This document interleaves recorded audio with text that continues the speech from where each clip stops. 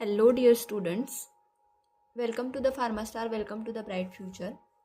आज का हमारा टॉपिक है सेलुलर लेवल ऑफ ऑर्गेनाइजेशन। ठीक है, ह्यूमन एनाटॉमी एंड फिजियोलॉजी का यूनिट फर्स्ट का सेकेंड नंबर का टॉपिक है। पिछले वीडियो में हमने देखा था इंट्रोडक्शन टू ह्यूमन बॉडी।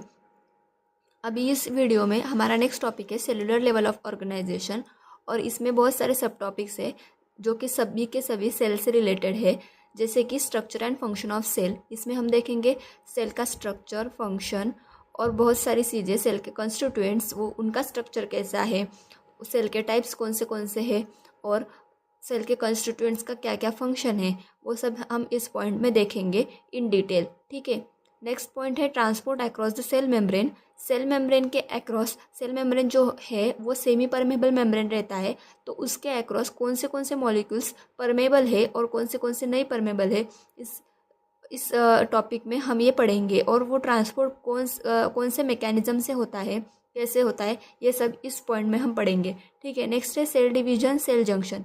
ठीक है, सेल डिवीजन मतलब कि सेल का मल्टीप्लिकेशन कैसे होता है, उसका क्या मैकेनिज्म है, ये सब हम इस पॉइंट में देखेंगे। नेक्स्ट है general principle of cell communication. Next intracellular signalling pathway, activation by extracellular signal molecule and forms of intracellular signalling, contact dependent, paracrine, synaptic and endocrine. ठीक है, तो अभी देखिए हम इस वीडियो में structure and function of cell, ये जो पॉइंट है ये पूरा कवर करेंगे। ठीक है, अगर अभी तक आपने चैनल को सब्सक्राइब नहीं किया है, लाइक बटन को प्रेस नहीं किया है, तो वो कर दीजिए, क्योंकि ऐसे ही आपको मज़ेदार लेक्चर्स इस चैनल पे मिलते रहेंगे। ठीक है, तो अभी हमारा जो टॉपिक है आज का, वो हम स्टार्ट करते हैं, structure and function of cells. ठीक है, तो इसके इंट्रोडक्शन देखते हैं। सबसे पहले इंट्रोडक्शन में फंडामेंटल यूनिट ऑफ लाइफ, जो सेल है वो जो सेल जो है वो हमारे फंडामेंटल यूनिट ऑफ लाइफ है, मतलब बेसिक यूनिट ऑफ लाइफ है। जो ऑल ऑर्गेनिजम्स है, लिविंग ऑर्गेनिजम्स है, जैसे प्लांट्स, एनिमल्स, छोटे छोटे ऑर्गेनिज्म, जो सभी के सभी ऑर्गेनिज्म है, प्लांट्स है, एनिमल्स है, वो सब किससे बनते हैं? सेल से बनते हैं। ठीक है, इसलिए सेल को जो है वो फंडामेंटल मतलब कि बेसिक यूनिट ऑफ लाइफ कहा जाता है। नेक्स्ट पॉइंट है सेल्फ रिप्लिकेटिंग स्ट्रक्चर। सेल जो है वो सेल्फ रिप्लिकेटिंग रहती है, उसको मतलब कि वो खुद से ही रिप्लिकेट हो सकती है और एक से ज़्यादा बन सकती है। ठीक है, the first cell was observe and name by Robert Hooke in 1665 from slice of cork. जो सबसे पहली सेल है वो रॉबर्ट हुक जी ने डिस्कवर की थी, उन्होंने ऑब्जर्व की थी इन 1665। किस में? तो स्लाइस ऑफ कॉर्क में, स्लाइस ऑफ कॉर्क में उन्हें पहली सेल ऑब्जर्व की थी। ठीक है, आपको ये सब याद रखना है, आपकी ये semester exam point of view और GPAT exam point of view बहुत ही इम्पोर्टेंट है कि who was discovered the cell और who first observe the cell. तो आंसर आएगा रॉबर्ट हुक, और ईयर भी याद रखना है 1665। बहुत ही इंपॉर्टेंट पॉइंट है ये। ठीक है, next some organism consist of a unicellular organism, other are multicellular. तो सेल्स से बने हुए, सेल से हम यूनिसेलुलर और मल्टीसेलुलर ऐसे दो टाइप्स के जो है वो ऑर्गेनिजम्स रहते हैं। यूनिसेलुलर मतलब वो सिंगल सेल ऑर्गेनिज्म जो होते हैं उनको हम यूनिसेलुलर कहते हैं, और मल्टीसेलुलर मीन्स जो मोर देन वन सेल बने हुए ऑर्गेनिजम्स रहते हैं उनको हम मल्टीसेलुलर कहते हैं। ठीक है, और जो सेल का डायमीटर होता है वो रहता है 2 to 120 माइक्रोमीटर। तो बहुत ही वेरिएबल रेंज है, बहुत स्मॉल सेल भी हो सकती है और लार्ज भी हो सकती है। ठीक है, तो उसका डायमीटर, एवरेज डायमीटर, ये रेंज है 2 to 120 माइक्रोमीटर। अभी यहाँ पे हमने जो सेल का बेसिक इंफॉर्मेशन है, इंट्रोडक्शन है, वो समझ लिया है कि सेल को किसने फर्स्ट ऑब्जर्व किया था, कब किया था, सेल कौन से टाइप के होते हैं, यूनिसेलुलर होते हैं, मल्टीसेलुलर होते हैं, सेल का साइज क्या होता है, ये सब हमने बेसिक इंट्रोडक्शन में कवर कर लिया है। अभी हम structure and function of cell in detail देखेंगे with the help of a very beautiful diagram. This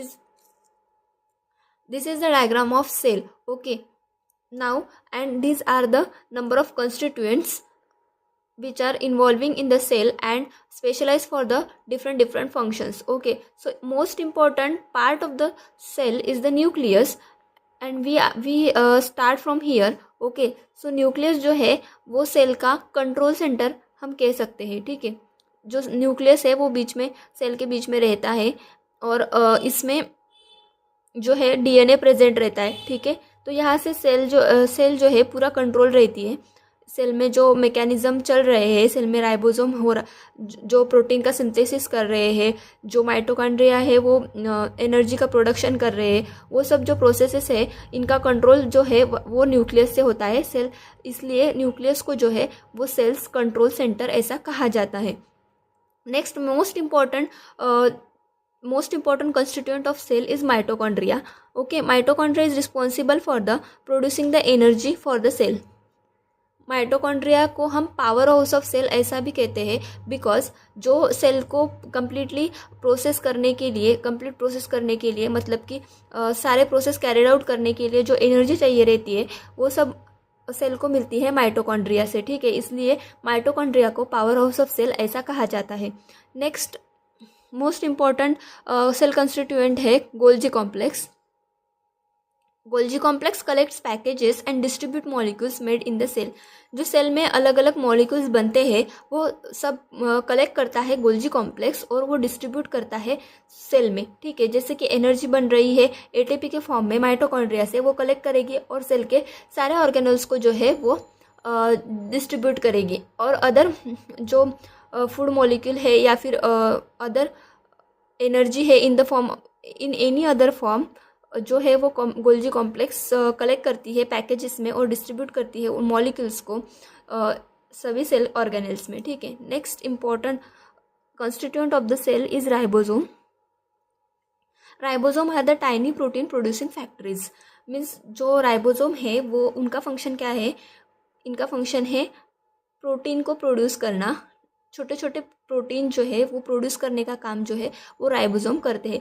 ribosome कुछ राइबोसोम जो है वो एंडोप्लाज्मिक रेटिकुलम पे भी रहते हैं. तो जिस एंडोप्लाज्मिक रेटिकुलम पे राइबोसोम्स अटैच्ड है उनको हम वो, इसलिए राइबोसोम की वजह से वो क्या हो जाते हैं, रफ हो जाते हैं, इसलिए उनको रफ एंडोप्लाज्मिक रेटिकुलम कहते हैं. और जिन एंडोप्लाज्मिक रेटिकुलम पे राइबोसोम प्रेजेंट नहीं है उनको हम स्मूथ एंडोप्लाज्मिक रेटिकुलम कहते हैं. ऐसे आपको दो टाइप्स है एंडोप्लाज्मिक रेटिकुलम के, वो भी हम अभी 1 बाय 1 करके देखेंगे तो आपको अभी समझ में आ जाएगा. ठीक है, राइबोसोम का फंक्शन समझ में आ गया. क्या है राइबोसोम का फंक्शन? टाइनी प्रोटीन्स रहते हैं उनको प्रोड्यूस करना. ये मतलब राइबोसोम का मेन फंक्शन है टू प्रोड्यूस द प्रोटीन. ठीक है, नेक्स्ट है vacuole. Vacuole is the storage area for fats and other substance.